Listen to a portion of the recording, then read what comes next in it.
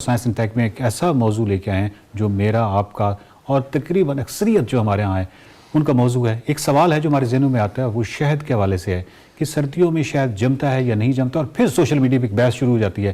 بہت سارے لوگ سمجھتے ہیں کہ یہ 2 نمبر شہد کی ایک نشانی ہے کہ اس میں چینی جو ہے وہ جم جاتی ہے اور سامنے نظر آ جاتی ہے، اور دوسرے کہتے ہیں کہ شہد جو اصلی شہد ہے وہ کبھی جم سکتا ہی نہیں ہے. میرا خیال ہے کہ ابن فاضل جو ہیں وہ اس کا بہتر جواب دے سکتے ہیں. بہت شکریہ سر. میں اپنی ویسے رائے تو نہیں دوں گا، کیونکہ عمومی طور پہ میں تو دونوں حصوں میں گھومتا رہتا ہوں. یعنی کبھی میں یہ عقیدہ پال لیتا ہوں باقاعدہ کہ یہ شہد اصلی جو ہے وہ کبھی جمتا ہے، کبھی نہیں جمتا. کبھی سمجھتا ہوں کہ نہیں یہ جو جم گیا یہ 2 نمبر شہد ہے. تو کیسے پتہ کریں؟ اچھا، اس میں نا تھوڑا سا علم حاصل کر لیں. جی کر لیتے. جو شہد ہوتا ہے اس کے اندر بیسیکلی جو 80% وہ شوگر ہوتی ہے. جی ٹھیک. یعنی اس میں فرکٹوز اور گلوکوز اور اس طرح کی جو چیزیں ہیں. اچھا، یہ جو ساری چیزیں ہیں نا یہ کرسٹلائز ہو جاتی ہیں.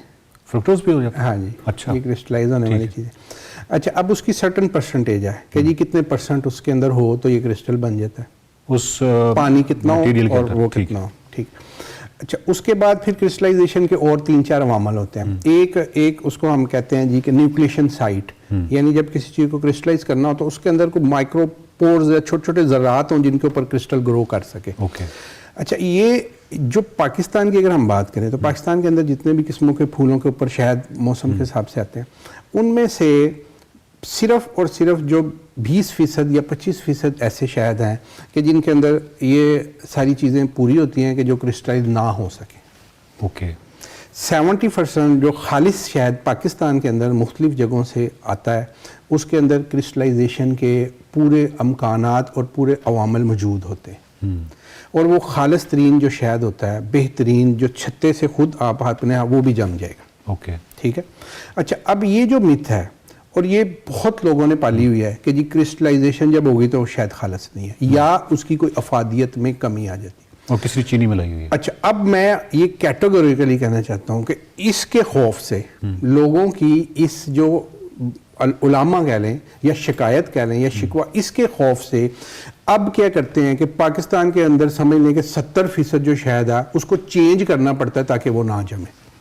چینج کیسے کرتے ہیں بھائی؟ اس کے اندر وہ بھی میں بتاتا ہوں کہ اس میں 3-4 قسم کے ہم اس میں تھوڑی یہ جو شہد فروش ہیں یہ مجبوراً اس میں چینجنگ کرتے ہیں جو کہ شہد کے حق میں بہتر نہیں ہے، صرف اس لیے کہ لوگ جو ہیں وہ شکوہ کرتے ہیں کہ بھی آپ، اور شکوہ نہیں کرتے بلکہ بہت برے طریقے سے اٹھا کے لا کے پھینکتے ہیں کہ بھائی یہ چک اپنا شہر یہ تو جم گیا. جی بالکل. اچھا، اس شکوے کو، اس ناراضگی اور اس غصے کو کرنے کے لیے 3-4 طریقے یہ لوگ اڈاپٹ کرتے ہیں. گاؤں میں 2 بوتلیں ہمارے گھر والوں نے واپس کر دی.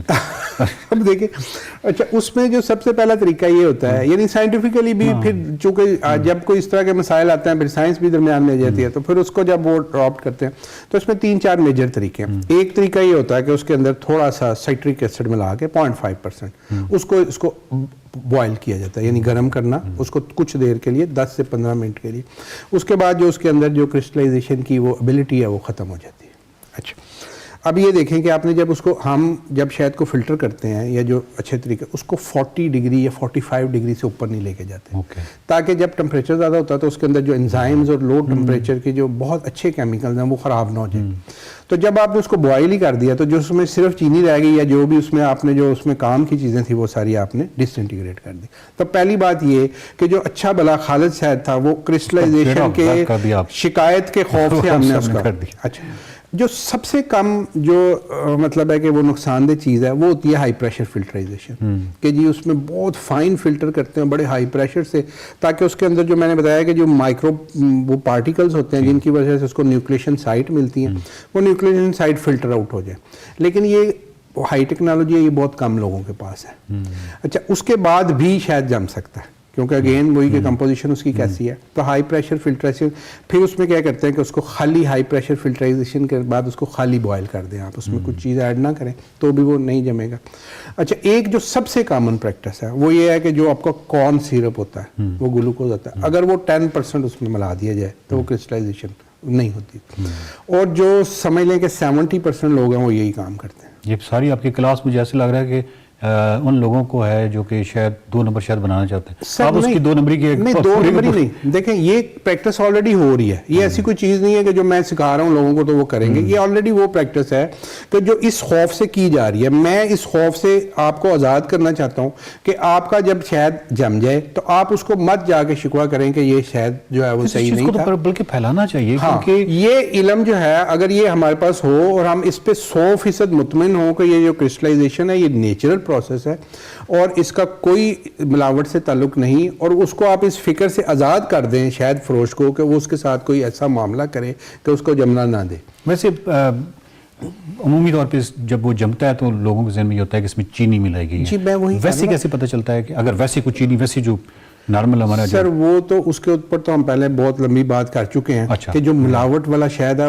उसकी तो साइंस इस कदर आगे चली गई है कि वो अच्छा, वो बहुत मुश्किल ही है। हाई टेक सही, मशीन सही, के सही। बगैर उसके अंदर, क्योंकि अब इसके अंदर जो है ना ये पाकिस्तानी नहीं इंटरनेशनल जो बहुत बड़े मैन्युफैक्चरर्स हैं वो इन्वॉल्व हो गए हैं, और उसके जितने जो आम टेस्ट होते हैं जी, कार्बन ये हाँ, जो आप कह रहे चीनी थे टेस्ट कि हर करने टेस्ट का का जो है उसका, उन्होंने तोड़ हाँ डाला जी, हुआ उसके है। बाद फिर वो राइस सिरप का टेस्ट और वो सारे उन्होंने उसके सारे तोड़ बना के वो उसका जो शीरा इस तरह का बना दिया कि उसको आम टेस्ट नहीं पास कर सकते, मैंने वो कर लेता है। तो उसमें फिर एक NMR एक मशीन होती है, बड़ी महंगी मशीन है, वो सिर्फ आखिरी हाल इस वक्त तक बचा हुआ है।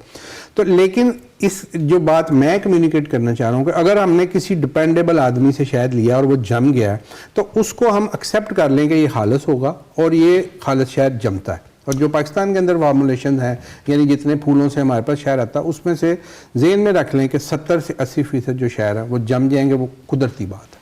बहुत बहुत शुक्रिया अपने खाल साहब।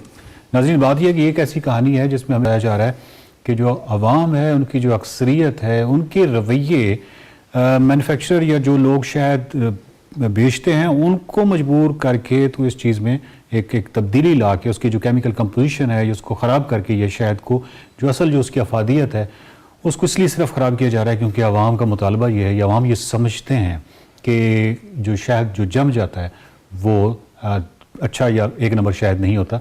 तो इस हवाले से हमें साइंसी रवैये इसलिए अपनाने का कहा जाता है क्योंकि जब हम साइंटिफिक एप्टीट्यूड या साइंसी रवैये अपनाते हैं तो फिर हम फौरी तौर पे तहकीक की तरफ जाते हैं, और जब तहकीक की तरफ जाते हैं तो हमें दुरुस्त जवाब मालूम हो जाता है। बहुत बहुत शुक्रिया अपने खाल साहब।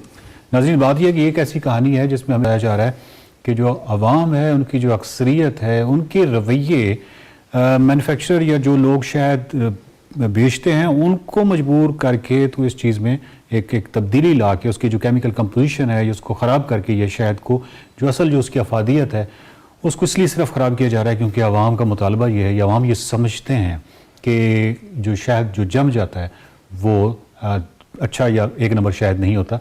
तो इस हवाले से हमें साइंसी रवैये इसलिए अपनाने का कहा जाता है क्योंकि जब हम साइंटिफिक एप्टीट्यूड या साइंसी रवैये अपनाते हैं तो फिर हम फौरी तौर पे तहकीक की तरफ जाते हैं, और जब तहकीक की तरफ जाते हैं तो हमें दुरुस्त जवाब मालूम हो जाता है और वो हमारे ओवरऑल किसी न किसी जगह हमारी क्वालिटी ऑफ लाइफ और उसको अफेक्ट कर रहा होता है पॉजिटिवली। देखते रहिए साइंस एंड टेक।